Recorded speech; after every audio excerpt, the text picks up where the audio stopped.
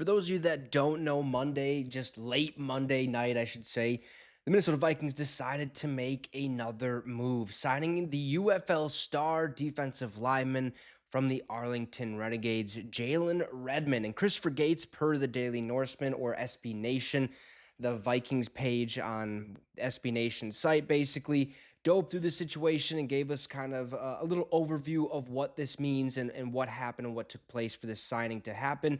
So let's get right into it. Before we do, make sure to subscribe to the channel. It'd be much, much appreciated. So on Monday, the Vikings made a move that they hope would strengthen one of their bigger question marks, that being the defensive interior line. Okay. Aaron Wilson, NFL reporter, is reporting that the Vikings are signing defensive tackle Jalen Redmond.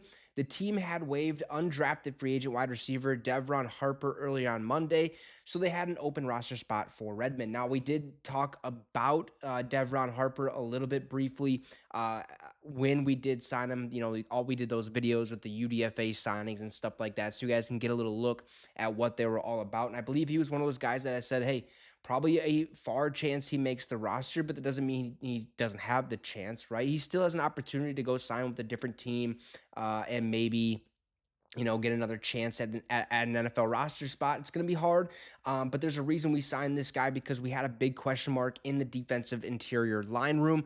We don't really have much depth there at all. Okay, that's probably the biggest question mark on defense other than the defensive back position, aka the corner back position. But Redmond played his college football at Oklahoma, okay, and he went undrafted in 2023, or in the 2023 NFL draft. He then signed with the Carolina Panthers in the post-draft signing frenzy, but was ultimately cut by the Carolina Panthers before the end of training camp.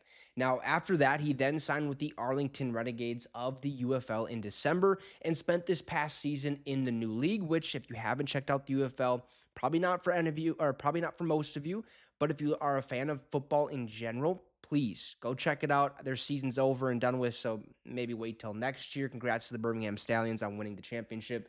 But Jalen Redmond, this season with the Arlington Renegades, Redmond did collect 4.5 sacks, putting him just outside of the top 10 in the UFL in that category. Not bad, not great. You'd love to see a little bit more production out of somebody, especially in that league, if there's a chance for him to make an NFL roster, right? More impressive is that he collected those numbers as well as 5 tackles for loss and 18 total tackles in just 4 games. So he has a high motor. If he's healthy, if he's feeling himself, if he's in the groove, he's got the momentum on his side. He's one tough son of a gun to stop. Okay, he can be a force on that defensive interior line for us. Now, that's some impressive production right there, is what Christopher Gates did say, and he also echoed the same sentiment I'm going to say. In all honesty, I didn't watch enough of the UFL this year to see much of Redmond. I watched basically the first half of the season, the first 6-7 weeks of the year, but I was basically kind of watching every single game, every single team. Didn't really keep an eye on sole players other than like the skill players, the quarterbacks, the wide receivers, the running backs. Didn't really pay too much attention to the defensive players unless they formerly played in the NFL and actually seen some time, like Vic Beasley. But he's going to have a short time to make an impression with Vikings coaching staff, okay? Particularly with OTAs already being over with, right? We don't have this film on him. All we have on him is the UFL, basically that season. So that was his OTA, basically, for the NFL. Now he's going to come in here and really get to involve himself in training camp and try to impress these coaches. Now, the Vikings could use some pass rush help on the interior, but Redmond is likely facing an uphill battle if he wants to land anything more than a practice squad slot in training camp.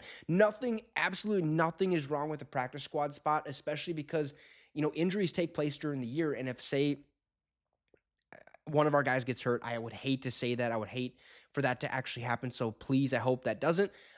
He could end up seeing himself on the active roster, even if it's for one game. It's something that means something to them. And this is just him, being able to play more football and putting more film together for, later on in the future for these other teams to take a chance on Redmond and maybe even have to go back to the UFL next year. I have some high hope for this guy. I think he could be a high motor for us, even if it's a practice squad guy, as long as he has good energy. He does everything right. He shows improvement during training camp. This guy could be the real deal. But Redmond, one of the stars of the UFL, has officially signed with the Minnesota Vikings. Let's see how he does in training camp. You guys let me know your thoughts down below in the comment section. Drop a like and subscribe to the channel. We have some pretty cool stuff about to pop off, not only on this channel, but the entire syndicate. So stay tuned for that. If you already know, go check out the Detroit Lions Syndicate. I know they're our rival, but we got some pretty cool stuff about to pop off. So stay tuned for that. Have a great rest of your night, folks, and Skol Vikes.